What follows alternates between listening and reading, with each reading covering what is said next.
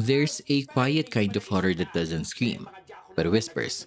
A kind that doesn't show blood right away, but instead lets guilt drip slowly like black liquid from the mouth of a child.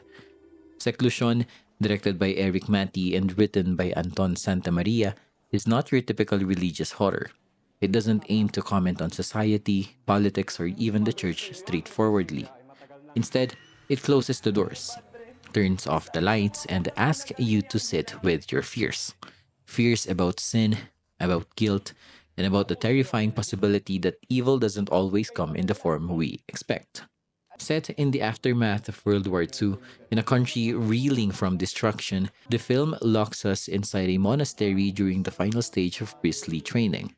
It's a space meant for purification, but it becomes something else entirely. What follows is a slow burning descent into temptation, spiritual isolation, and false salvation, led by a child healer who might be something far more dangerous. This is the story of Seklusyon, and the horror that comes not from the outside, but from within. Let me tell you the story. Set in post-war 1947, Seklusyon opens with Padre Ricardo arriving at a rural marketplace to investigate a string of so-called miracles. The source? A mysterious little girl named Angela Santa Ana, who heals the sick while a strange black liquid seeps from her mouth. At her side is a silent nun, Sister Cecilia, who seems to appear and vanish with unsettling ease.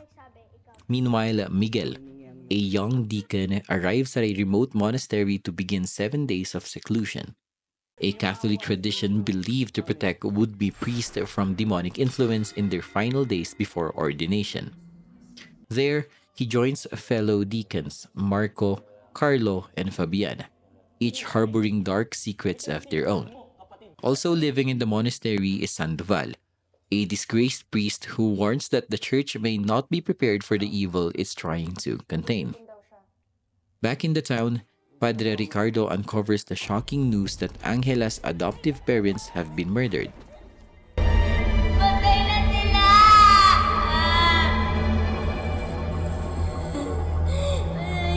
The church, rather than keeping her at a safe distance, decides to send Angela and Sister Cecilia into the same monastery, against Ricardo's protest. The girl's miracles escalate, turning moldy bread fresh, transforming water into wine. The other deacons see a sign from God. Miguel, however, begins to suspect otherwise. Each deacon begins to unravel under Angela's quiet influence. Marco, whose gluttony left his siblings to starve during the war, Fabian, whose priesthood masks violent tendencies, and Carlo, who harbors a dark, disturbing secret involving children. Their sins, once suppressed by fate, are now being justified, indulged, under the promise of redemption.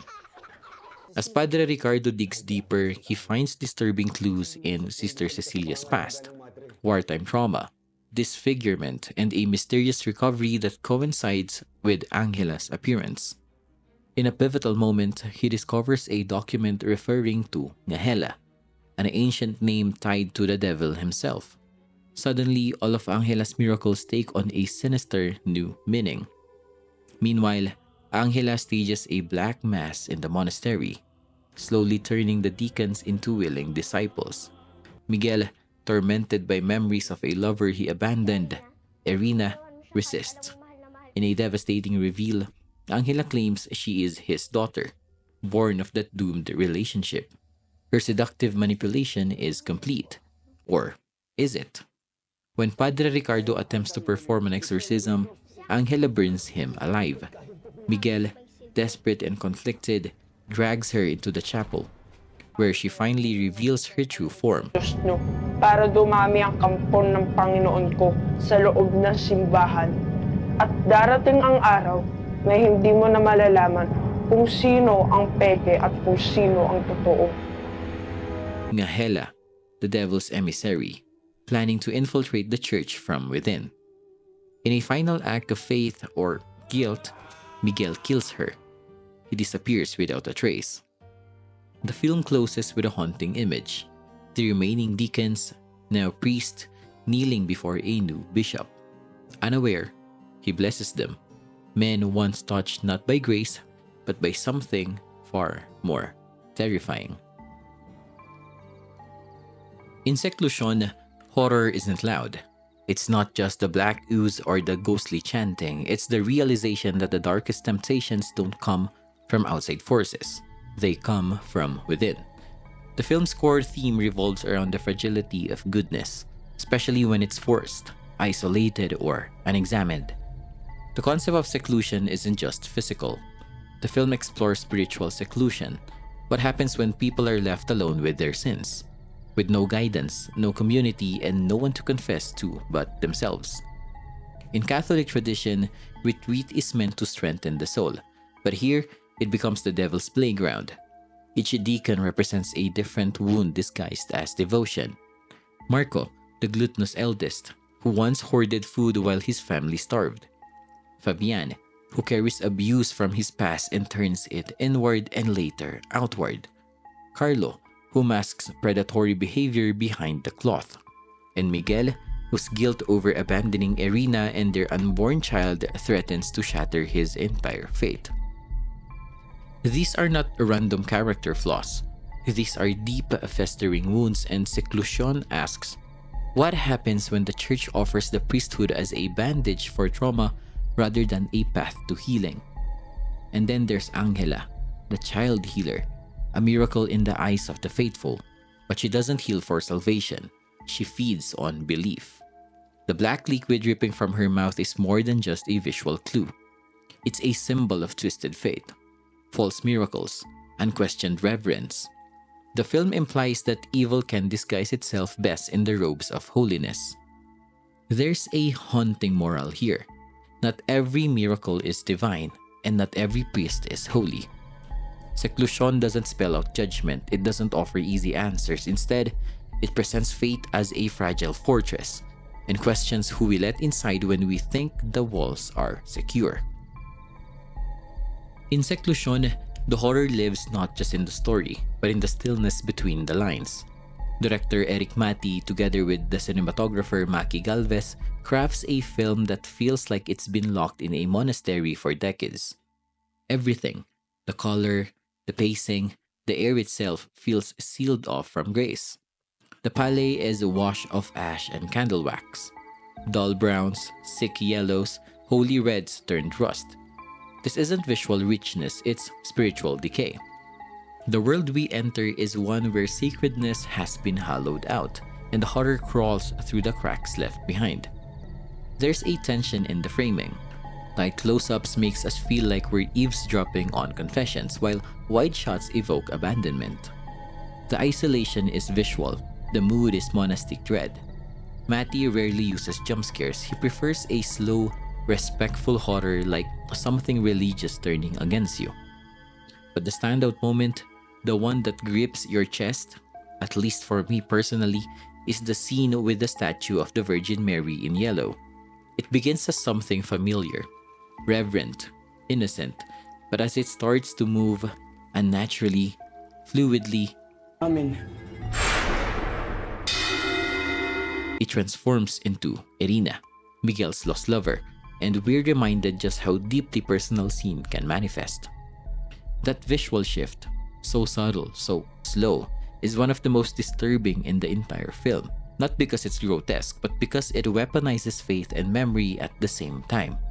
It's one of the few moments in recent Filipino horror that feels like true psychological possession. The sound design underscores this perfectly. Low, droning tones with silence used as a weapon. Footsteps echo too long. Door creaks stretch unnaturally. Every noise feels like a warning. And let's not forget Angela, almost always shot from below, making her seem more divine than childlike. She doesn't act possessed, she acts worshipped. And that might be the most unsettling visuals of all. Religion isn't just a backdrop in Seklusyon. It's the very architecture of dread. Every hallway, every ritual, every candlelit prayer is a setting for terror. Direk Eric Mati doesn't reject faith. Instead, he asks, what happens when it's twisted? What if the devil doesn't oppose religion but thrives inside it? This is a film where the tools of salvation becomes instruments of corruption.